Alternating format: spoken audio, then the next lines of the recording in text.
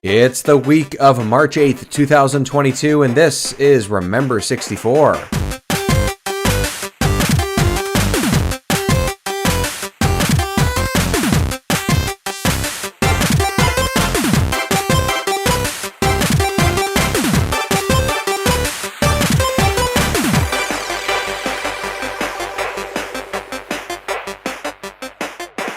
You've now entered level 2 of Remember 64. Well, I'll be kicking things off with my first guest as we talk all about the N64 console and a whole lot about collecting retro video games overall. It's an interest and hobby I've only recently started again, but friend of the show Bill from the Gaming and Collecting podcast has been doing it for years. So I thought I'd get him on and pick his brain about the nerdy obsession that we have, and also try to find out if he has any cool tips as collectors continue to search for secret deals while scouring the internet or in local shops. Without further ado, here's our really fun discussion. Stage 2, multiple interactive 3D environments. Stage 3, intra-squadron dogfighting. Stage 4, sub-jolt rumble pack impact control sensor. Introducing Star Fox 64 with Rumble Pack, only for Nintendo 64. Conclusion, stimulus overload. Good game. So my first guest on this podcast, I am honored. It is a privilege to have Bill from the Gaming and Collecting podcast with me. Bill, I will get into exactly why I wanted you in particular on this episode, because as by the title of your podcast, it is about gaming and collecting, and there's a whole lot to talk about there. So that's what we're going to get into. But Bill, welcome to the show. Hi, I'm glad to be here. Thanks for having me. Yeah, no problem. Tell everybody a little bit about your podcast. So the Gaming and Collecting podcast, it was originally started with, so me and my sister, we're very close in age, and we grew up mostly together for our childhood. She currently lives in a different state than I do, and we wanted to be able to stay in touch, like probably about as much as we could, considering the distance. So she had been hounding me to start a podcast because I talk so much about gaming and stuff all the time. And so we finally decided, okay, let's do that. And she wanted to be the co-host, and I was like, sure, we can do this. This will be how we keep in touch. So we started the podcast, and initially, so I also run a gaming blog on Instagram called the Barber Who Games. No, I don't actually cut hair. That's people have actually asked me that before. But fair question, I guess. Fair question. Yeah. But so I run that, and I always share my gaming collection. So the whole idea originally was it was going to be a podcast about gaming and collecting, and we kind of lost the plot with the name real fast, because we kind of went from being gaming to most of the time we just talk about anime or nerd culture, and it's actually kind of become more of a nostalgia based podcast and like childhood memories podcast. But the collecting is something that I'm trying to like slowly like actually like make a point of in future episodes, and that's basically awesome. The gist of it.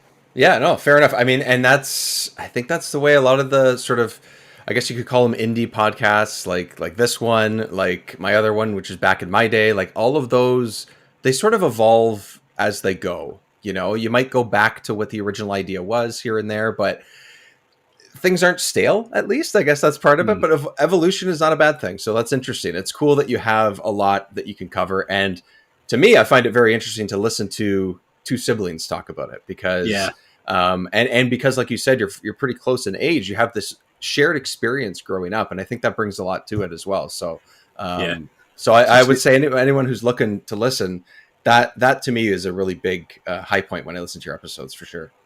Thank you. So we'll get to the collecting in just a sec, but because we are on Remember 64, we are talking at least a little bit about the Nintendo 64 and everything it had to offer or not offer, and all its complications along the way.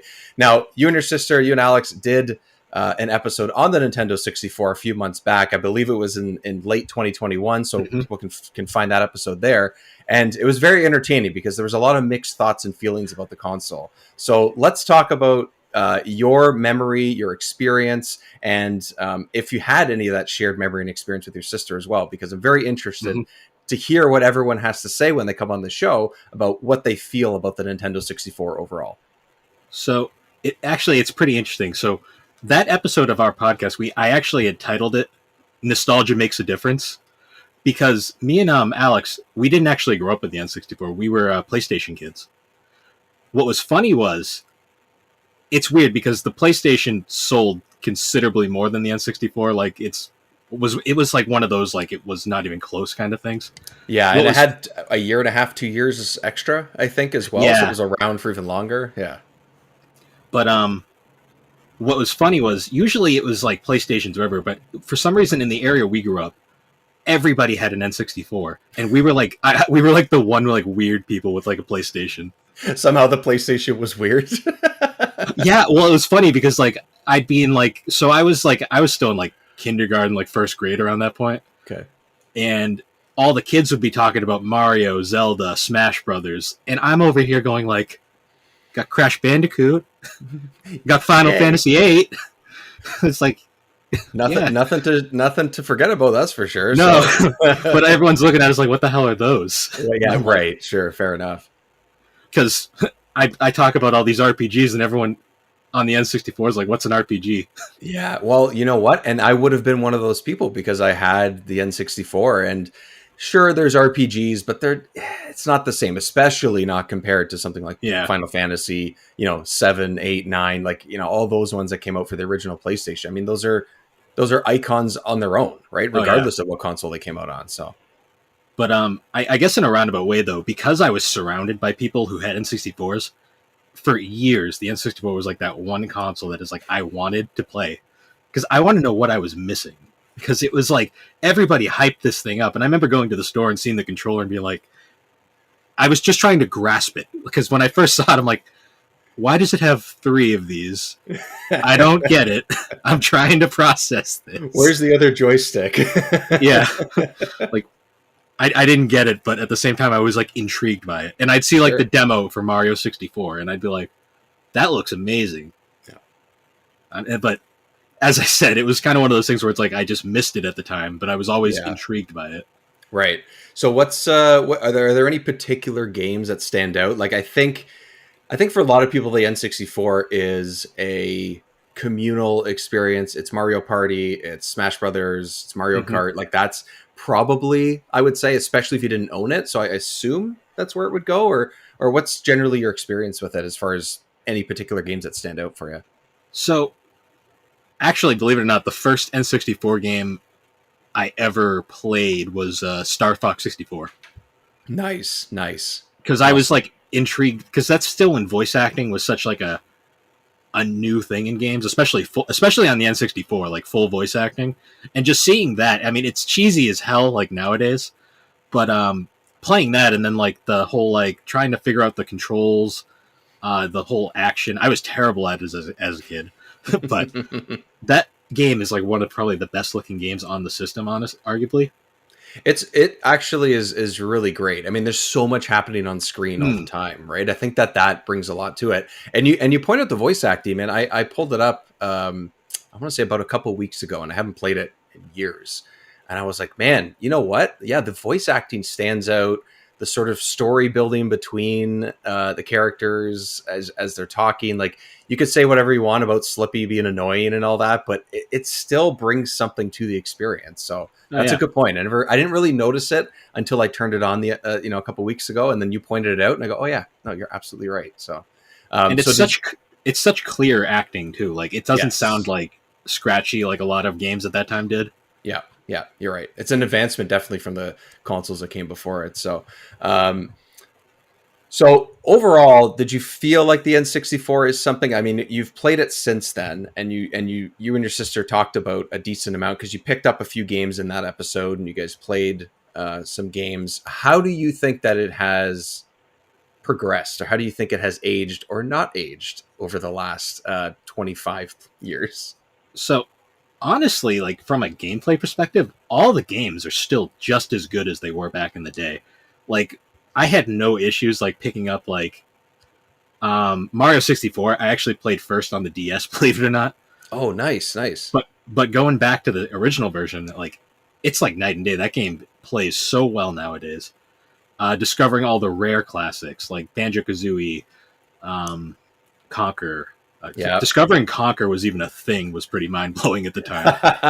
Like, we'll get into it later. My story about how I went and how I acquired Conquer. But Yes, please. there was that one. There was racing games. F-Zero like still amazes me how smooth that game is, like, and how fast it is. I got to replay it. That's one of the ones for N64 at the time that I played very little of, and that's what I'm really interested to dive back into, because I played a lot of the Super Nintendo one because I had that game. I had that cartridge, but for some reason the N64 one, even though I had the console, I knew I liked the original. I sort of, I think one of my friends had it, and so many people had N64s, but only one copy of that game was sort of in my bubble, I guess, at the time. So that's interesting. I gotta replay that one for sure.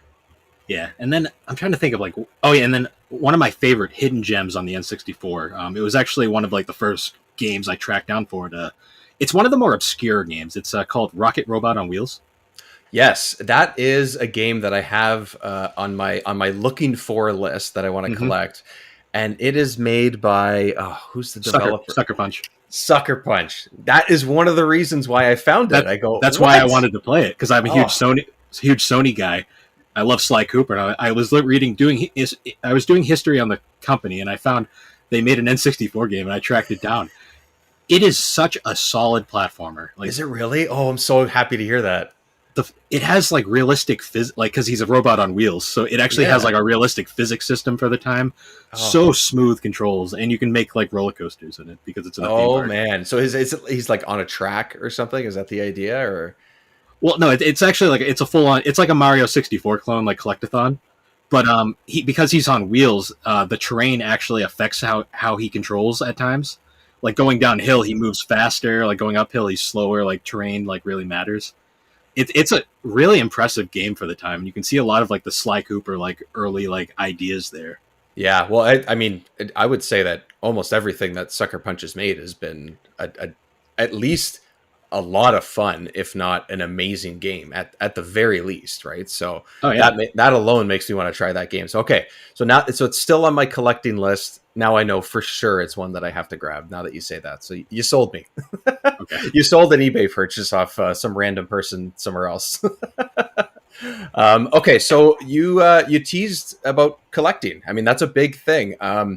I personally, and I will tell this story probably in different parts as Remember 64 continues, but I personally had so many games as a kid. The Super Nintendo was always the console that stood out to me as my favorite of all time. I mean, it's really my favorite nostalgic console of all time, I would say. So I hung on to that. I have that console, I have my original everything. It all still works. I don't have that many cartridges still, but for some reason, even though I had a really deep attachment and always loved the N64, it's nowhere to be seen. It's nowhere. So I wanted to start this podcast. I wanted to start this adventure in collecting and playing these games and talking to people about them. But now I've had to start from scratch. So I found a good deal on the console itself and a couple of controllers, but the games are really sometimes tough to find. And I know the 64 is not the only one that is in that boat. But you have a lot more experience, longer than just a few months or 6 months like myself of collecting. Let's talk about your collecting story overall, and then we'll touch on some of the, Nintendo 64 and Nintendo collectibles that you've sort of had along the way. How did you start? Why did you start? And how's it been going? Okay, so it's actually funny because we're actually about to record a podcast going into this pretty soon. But so the way I always put it was like back in the day, like as a kid, I was one of those kids who would never like get rid of a game. Like even if I disliked it, I'd never trade it in. Or I got it as a gift, and that was a game that I wasn't interested. I just never would trade them in. I'd always hold on to everything. You're secretly so smart. See, I am, but at the same time, I tossed out all those Game Boy Advance boxes, which I'm still kicking myself for. Yeah, that's the other thing is the boxes are just I don't know. I've talked to a couple people over the last couple years about just sort of collecting and old games and stuff, and those seem to be the first things to go. Whether you have the game or not. I mean, how many people have like a complete set of stuff? So, anyways, continue. So that was back in because I was born in the mid 90s, so kind of collected on and on. I had all the PlayStations, I had all the Game Boys, come around.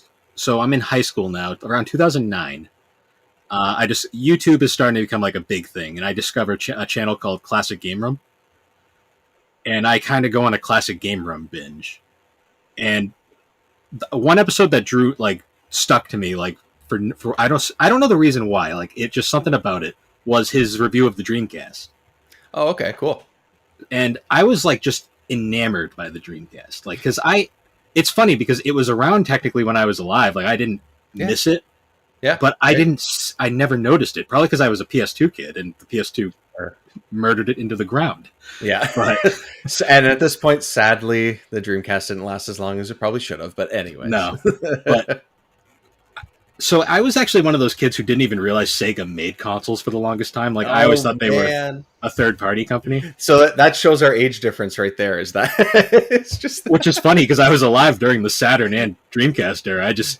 I was in like that world where all I knew about gaming was PlayStation, Nintendo 64. Yeah, well, which is fair enough because that was that time for you, right? Like for me, the PlayStation 2, the Super Nintendo, the Genesis, the 64 covered over the Saturn. Like the Saturn almost didn't exist when it was out for me. And I know that it didn't sell great and all that, but the Dreamcast, like one friend had it, like it makes sense. It tracks to me that Sega at that age, Sega would not be front of mind as a console maker. So anyways, that the Dreamcast episode, it just like enamored me. So immediately at this point, I'm just browsing like eBay, not eBay. It was probably Amazon at the time, and I just was curious. I just typed in Sega Dreamcast, and I saw one boxed for $50, like brand new, never been opened, and I was like, they're that cheap? So my birthday was coming up, and I was just kind of like, hey mom, how about this?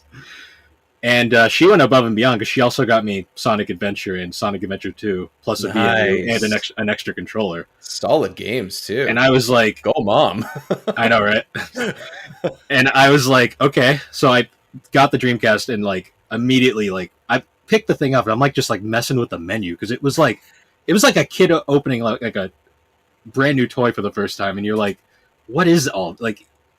This was the first time I ever experienced like nostalgia, even though I have had zero nostalgia for the thing. And I was just like, something about it was just cool because it was so different from like everything else at the time. I mean, it's a cool looking console and controller when you really look at it, for sure. And Sonic Adventure, well, I won't say it's aged well by any means. It's still a really fun game to play. And immediately after that, it kind of something just clicked where I was kind of like, I really like old video games. I'm going to take a deep dive into Wikipedia and start learning about this shit. So then from there, I learned about the Saturn, and then I learned about the Genesis. And then I started looking into Nintendo stuff because really my Nintendo knowledge kind of started at the N64. We had a hand-me-down NES, so we had some knowledge there. But other than that, I didn't know much. Right, and unless you're cycling through a bunch of games, you're going to play with the new toy. You're going to play with the Dreamcast. I mean, like, come on. You're going to play with your PlayStation 2. Why wouldn't you? Oh, yeah. So I'm go after that, then I'm like hunting Dreamcast games because it's like I need more to play on this. So sure. And at that time, they weren't cheap, but they weren't expensive either. Right. They were kind of in that middle ground. So I immediately went for the cheaper ones. Like I immediately tracked down like Choo Choo Rocket, Jet Grind Radio, Daytona Jet USA, Grind Radio, yes, Crazy Taxi, like all like the classics, and then Shenmue because at the time Shenmue was like $12, like no one cared. And then after that, then I was immediately then I discovered eBay for the first time, and I was following eBay and I saw a Genesis for sale with all the classic Sonic games, like plus a bunch of other random games, 2 controllers, and everything it needed to play. And the starting bid was 99 cents, and I was like, okay. And this was my first experience with a bid war, because the thing ended up going up to like $40, I think, by the time.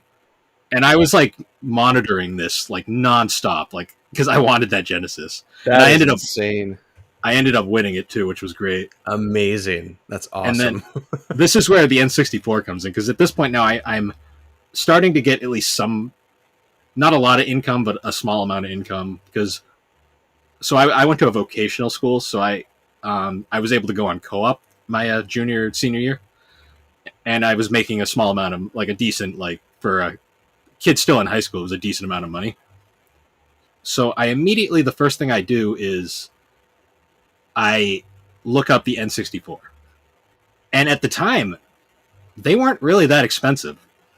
Like, I think when these new consoles came out, it doesn't surprise me. Like the next one comes out, GameCube comes out at that next, and I mean everyone's going to look for GameCube, everyone's going to look for the PS2, everyone's going to look for the next hot thing. So just throw out the old ones or get rid of them. You know what I mean? Like garage sale everything. Like, well, I always say like that's probably where my stuff went. So yeah, well, I always say collecting kind of goes in cycles. Right now, it's a little weird because everything's kind of expensive, but at the time, that was when like Super Nintendo and original Nintendo were like the hottest thing on the market. Like that's what everyone was nostalgic for. I guess you hit that 20-year mark. Maybe that's that 25-year mark seems like the hot spot, right? Which is exactly what I'm doing with this show, right? It's 25 years later, and like you just said, stuff is pretty damn expensive, pretty consistent. Yeah. So I only had enough money at the time for the system itself. So I finally get the system. It comes in, it's like perfect condition. Claimed it worked, but I had no way of testing it at the time because I didn't have a game, and I wouldn't get a game for it for another 2 months because I didn't have the money at the time. You just sleep with it under your pillow, saying, "Don't worry, I'll keep you safe." Well, no, I had it on the rack with all the other consoles I'd gotten by this point because I was starting to get a collection of them, and it sat there plugged in. Like I'd turn it on every now and be like, "Hey, the light works," but I wouldn't be able to play it. And then I finally actually bought Star Fox 64. There it is. Nice. And after that, then I kind of started slowly building my N64 collection because at the time it was cheap, but cartridges are just inherently more expensive than discs. And I kind of started building a smaller collection there. And then my favorite thing after that was the GameCube. Because the GameCube this was right at the point where the GameCube was discontinued. Yeah. And people were just tossing them. Yeah. So it's like the Dreamcast. It was more short-lived than a lot of other consoles. Oh yeah. And it sold particularly poorly when you actually look at it in the grand scheme of things. But I went to so this is one of my favorite collecting stories ever. I go to GameStop and I'm like, "Do you guys have any GameCubes?" And they were sold out. They had one that they were going to toss because it was supposedly broken. And I was like, I literally looked at the employee, I'm like, "I'll give you $5 for that." So I paid $5 for it. And then I bought a copy of Smash Brothers Melee for $50 because that's how much Melee was at the time. Yeah. And then I go home. That's like ticket price. That's yep. That's flat price right there. Yeah. And then I go home and I'm like, I spent $5. I got a 50-50 shot. This thing works. So I plug it in, start it up, boots right up. I was like, I'm just sitting like, what, did they not plug it in all the way or something? Faulty wire? Like what? Maybe. Or the outlet, just the outlet itself wasn't working in the store? Maybe. Or it wasn't plugged in right or something. Either way, I was like... You won. I'm not going to say anything. No way. There's just something hilarious about...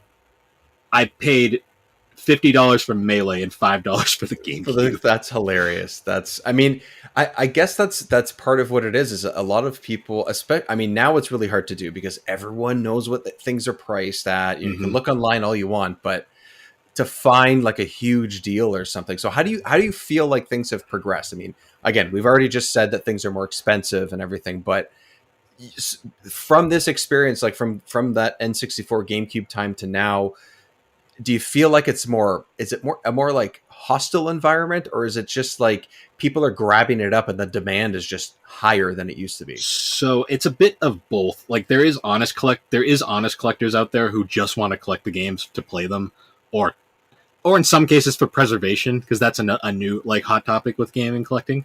I'm kind of in the middle of that. I only buy games I actually want to play, but I also have I kind of have like that urge to like keep them just like to preserve their like memory, because especially with disc games, I think disc rot is a bit overblown and blown out of proportion compared to how some people act like it's the end of the world. But it's gonna happen at some point. Like there's no way these things are gonna last forever. Like everyone thought, at least at the time, definitely not later, but at the time it was like, oh, VHS, it's like such a great technology. And then you realize that 7 years later, that tape starts basically withering away, even if you don't touch it. So at some point, something's going to happen. So the preservation of it. So do you do anything in particular? Like, I know you have a lot of disc games. Like, you have a really huge nostalgia and experience with PlayStation. Is there anything in particular that you do? Do you wrap anything up? Do you put things in cases? Do you just like, how do you, is it just preservation as I have it and I want to keep it, I want to keep it in good condition, or keep it in good condition? Yeah. So I don't like have like safe deposit boxes, and I don't like put them in. I'm not a fan of grading. I know it's a controversial topic. I'm going to leave it at that. But I just do like the basics. Like, I have my Saturn collection over here. It's out of the sunlight. Definitely keep them out of direct sunlight. Keep them elevated, like not like piled on top of each other. Like they're in like proper like bookshelves, or like, if you can see my PlayStation collections all right there. Yeah, like, people can't see it on listening to the episode, but you have a whole ton of discs from PlayStation, and I assume some Dreamcast and all that. Like, there's Dreamcast is right here. Yeah, so that you have quite a bit there, and I guess that's kind of the advantage to the disc too. Is it comes with the box. Yep. Right? Like, for me, I'm looking for these N64 games, not all of them in boxes, because it's not realistic and it's just way too expensive. But if I wanted to find, and I am searching for some particular games that I really love, to get it with the box and everything, it's just a whole other thing. And I just don't know what to do. Do I go back to 2008 and 9 when you were doing it? I guess that's the only way, right? That's even then, like, I started 2009 and I don't actually own a boxed N64 game. That's like the one console I don't have an actual like boxed representation. The closest thing I have is this reproduction of Conquer. Like, one of like the plastic ones. Yeah. The case itself. Yeah. The card is legit. Is nice, which is already a hard one to find. It is 100% a game that I have very, very little experience with as well. And even less than when I was talking about F-Zero before. And I want to play that game so bad. Thankfully, like, God bless Microsoft for making the Rare replay. Yes, that's another thing, right? Well, then the Banjo-Kazooie games are on there. There's a whole lot of older Rare ones. That's honestly, like, just off topic, 1 second real quick. Out of all this, the whole Nintendo Microsoft sort of like friendliness, that's like the one game I'm like, can we please put that on Switch? Yeah, like anything. Like, I just like that out of anything. Well, Banjo-Kazooie is on like the N64 expansion pass thing. I did notice that. I saw that. Yeah, recently. But you gotta shell out the coin for fingers crossed. You never know. Yeah, exactly, right. So is there any advice? I'm saying this somewhat sarcastically. I'm asking for a friend. Is there any advice to collecting in the current age that you have? It doesn't have to be specific to the 64, but anything in particular. Are you looking in certain places at certain times for certain signals? What are you seeing sort of in the last little while? So they definitely go through trends. Like, there's definitely certain systems that are more popular than others right now.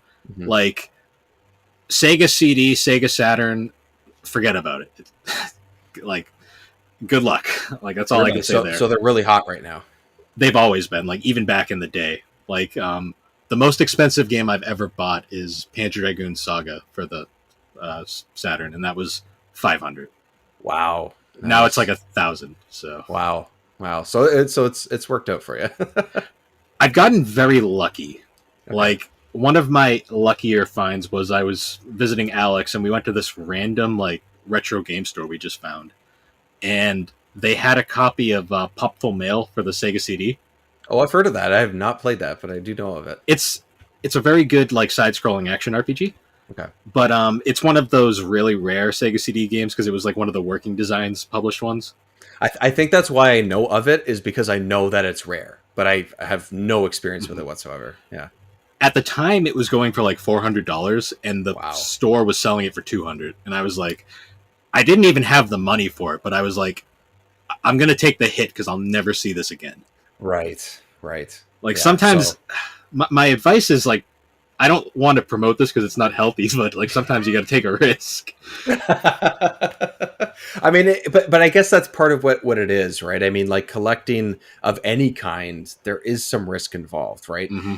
If you're collecting for the sake of it because you enjoy it, which is I think what you and I are talking about here, like Yes, that's different. We're not looking to sure if you really needed to get that $200 game and now it's worth $600 or $700 and you sold it. Great, you literally got something out of it, but mm-hmm. you're collecting it for the joy of collecting it. And I guess exactly. If you want to take the hit, you can take the hit. Obviously, you got to be responsible with your money, but at the same time, if you enjoy it, it's a hobby, right? Just like just playing games in general. A game costs anywhere between $40 to $100 nowadays for a new one. So, is there a difference? Depends on where your interests lie, I guess. No, I do want to disclaim when I say I didn't have the money. It was more like I had taken a amount of money because we were planning on going like retro game store hunting, like hopping around. Well, I blew my entire what I had brought in that one trip, and I was one trip. Well, I'm like, I guess that plan's out the window. Well, or else we're one-stop shop. Yep. Or else we're not going to have any money to actually do not gaming things. So. Oh yeah, there's that whole like food and water thing that apparently is important. Yeah. Yeah, but there's like I will say like with like certain systems like Saturn, Sega CD, even Dreamcast is getting pretty bad now. I wouldn't even bother. Dreamcast maybe. Then there's other systems like the Genesis is weird because it's like some Genesis games are stupidly expensive, but then others like people just don't care. The original Xbox, nobody cares about it right now. I love that thing. I still have mine. It's great. Diehard PlayStation 2 fan. I've started collecting original Xbox games because I've been playing them, and they're all better on the original Xbox. And I hate to admit it, but it's true. And nobody cares about them, so I'm like, okay, I can get all of these for like nothing. Yeah, I still have that whatever 20-pound clunker that it is, and all my original stuff for it too. I love that system. I had such a great time with it. I'm enjoying it now. That's now awesome. That I've experienced it. But then, so the biggest ones right now, like that, are like the hottest systems though, because they go through cycles. And the current cycle is N64, ironically, and GameCube. GameCube is absurd right now. Really? Okay, interesting. So I've had this theory with like a couple close friends, like the generation of kids who like you kind of alluded to this earlier. The generation of kids who grew up with GameCube, they're all adults now. Yeah, and they have some disposable income, and they all want their stuff back that they don't have anymore. So they're going, I want my stuff back. Yeah.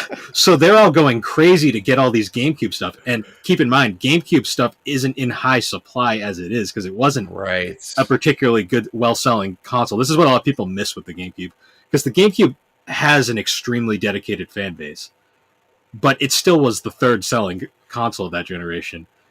And the gap between first and second wasn't even close. Yeah. Well, yeah, that generation was a runoff. 100%. Oh yeah, that was like the definition of curb stomp. Yeah. Console curb stomp. So Sony just like Microsoft only survived because of Halo. Oh yeah, there's Halo and a couple titles, and that's pretty much it. And yeah, you're right. Halo and the early Xbox Live. Yes. Nintendo had its dedicated fan base, but even that wasn't like enough because they were still the kiddie console. It got smushed for sure. Unfortunately, right? It's sad. So those are sort of like the tough ones to get at now. So lucky me, here I come right into the fray, kind of thing. So yeah, unfortunately, you did want to say like how to like some advice. My advice honestly is you got to pick and choose your battles with like what you're going for. So I made a tweet about this like a few days ago. I've kind of like hit like a wall in a sense with where I'm collecting right now. I kind of have pretty much everything I can get reasonably.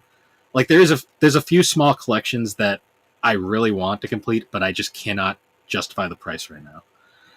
So to compensate for that, I've started kind of like going for more niche things. Like my first video game I ever played, like that got me into gaming, was actually a puzzle game called Clax on the Game Boy Color. I don't know if I've heard of that.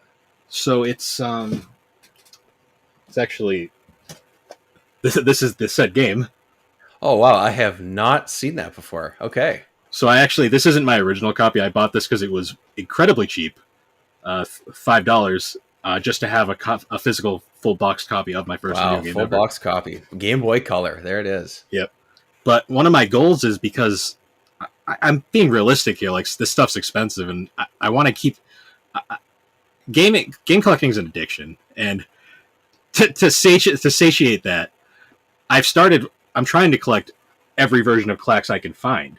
Wow, look at that. There's what's- a Sega version too. This is the Sega Master System version. Believe it or not, this is actually a European copy because this game never came out over here in America. Nice. We instead got the Game Gear version, which I also have. Nice. Yeah, Game So- Gear, also something that a lot of people may have forgotten about too. Mm-hmm. And then like another like niche collection I've started is I'm a big like auto racing fan.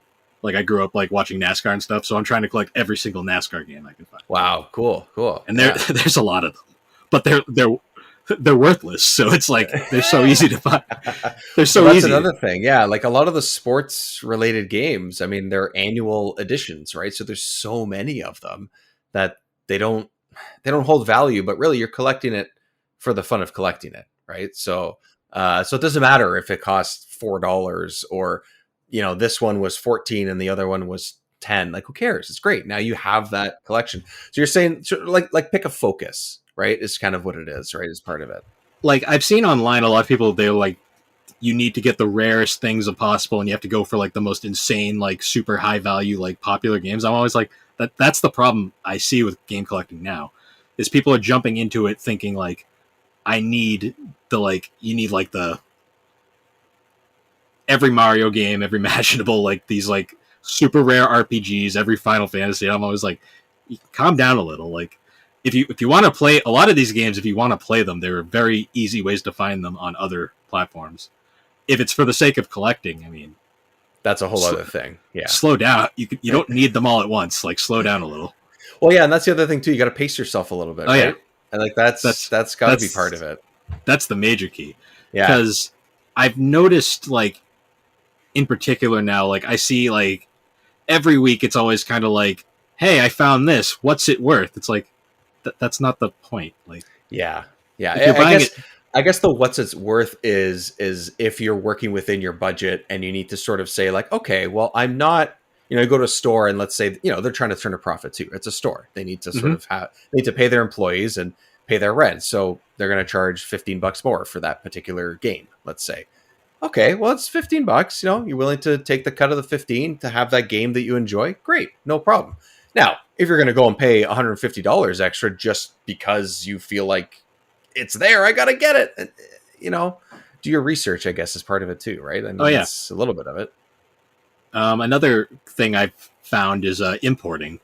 I've gotten into the import scene recently because one of actually the best consoles to import for is the Sega Saturn. Because for some reason, 9 out of 10 times, the Japanese version of any Saturn game is cheaper than the American version. Really interesting. Well, it's likely also mainly because this is a Japanese Saturn game. It's in a jewel case, tiny. And this is an American Saturn game. The giant case. Giant cases that are extremely fragile. Oh, are they really? Okay. Yeah, like they're finding them in decent. Like that one's actually in pretty good shape, but some of them there's like big cracks down the center. Well, sure. You could crack a regular CD case Oh, yeah. pretty easily. So The thing is, getting replacement shells for these is very easy. Getting Yeah. replacements for those is expensive, and a lot of times the replacements ones aren't even that great quality, and they break anyways. yeah. I've seen stuff like that with, even reproductions of boxes for N64 and Super Nintendo. Like that's just, it's fine to do that, but sometimes you get that replacement and it's not the same. There's No. something about it, right? Like Yeah, you can Then- do it. It's an option.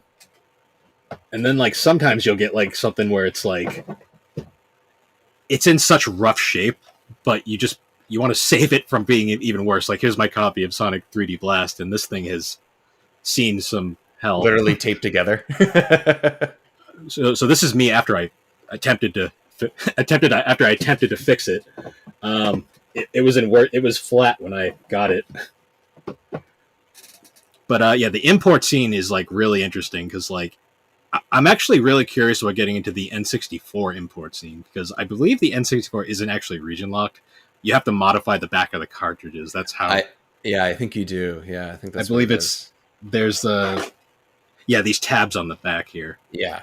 The Japanese ones don't have these tabs, so all you have to do is buy like a Madden or something and just take the back off. And I think something about maybe the European ones are slightly different too, but I could be wrong about that. Yeah. I haven't looked too deep into it, but that's another thing that I'm really fascinated. I don't know what that word was. Fascinated by is how like region locks are implemented. Like, because some are real easy to crack. Like the Sega Saturn Action Replay, it's no longer a thing. Oh, okay. Like that one is super easy. Like the Action Replay for the Saturn is almost like required if you're a Saturn owner. The PlayStation's a bit tougher because I used this thing for my PlayStation called the Goldfinger. It only works on the original PlayStation models that have that port on the back. There's a certain like set of barcodes or serial numbers or something like that have it, right? Yeah, it's like the first couple models. It's called the parallel port. It was a redundant port that Sony never used, and most of these Game Shark, Action Replay, all these companies used it for their cheat devices, and that's why Sony got rid of it to stop that. And then they started going in through the memory card slot. Right. But they found a way. Yeah. But the Goldfinger plugs into that. And the way the Goldfinger works is you have to jam down. So there's a little like button inside the disc tray that it's basically just the sensor that detects that the tray's closed so the disc will start spinning. Oh, okay. Yeah. You're supposed to like jam it down with a spring. I just shoved some tape in there and like shoved it down. And what you do is you start the game with like an American disc. Not every game works. You have to like kind of pick and choose. Some do, some don't. You start it up with an American game. Once it stops spinning, you take it out and you switch it with the import game. Close it, and then if it works, then it will start playing. So you can get it right. Way. That's crazy. It's a little unorthodox, but it's pretty cool. It's so I can play like. But it works. So I can play like. I have a small collection of imported PlayStation 1 games. That's cool. Yeah, the imports. I don't know if I'll get to the imports eventually, but it'd be cool to get some of the games that I really enjoy for the 64. I want to get actually to talk back to N64. Sin and Punishment. That's one I really want to. Oh yeah, I have. I've seen lots about that. That looks interesting. That could be cool. Well, they put it on that the Switch thing, so it's there if you really want to play it. But that's like what's cool about that one is it's fully translated. It never came out over here. Oh, it's translated. I didn't realize that. Oh, okay, interesting. And it just didn't get here. Like, come on. I think it was supposed to. I think it got like canceled towards the end because there's also like a bunch of like Japan only N64 games that just look interesting. Like the original Animal Crossing came out on it first. Yes. Animal Forest, I think it was called at the time. There's like a bunch of like weird ones. I'd have to like do some research on it, but yeah, that's the other thing too, right? So all the sort of collecting, I mean, you sort of find, like you said, you find your focus. Certain things are higher at certain times, but it's hard to know. You know, I want to jump into the N64, but I'm at the hot time because, like you said, I'm the old guy now that wants all his toys back. Yeah. So N64 is not as bad as GameCube, but it's still kind of it's up there. I mean, everything's bad now. Like even PlayStation 1, PlayStation 2 is pretty bad.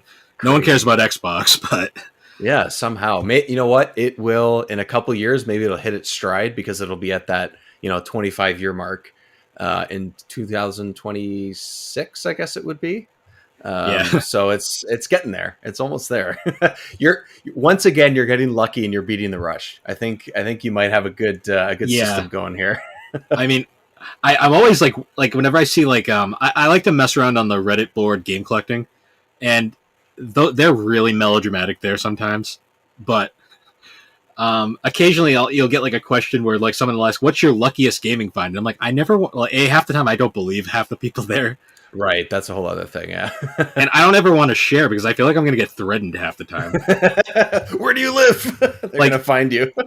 Because I post like collection pictures there every now and then, and occasionally like I'll post like something like I posted my Sonic collection because I have most of the Sonic games, and this was in there, and everybody. So it's for people who don't know, it's a boxed copy of Knuckles Chaotix for the 38-2X.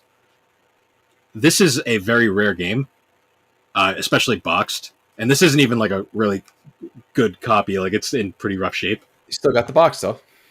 I found it at a garage sale for $5. Yes. Just sitting there. I walked. I didn't even have a 32X at the time. I just was walking by and I saw it. I'm like, that's a 32X game in a box.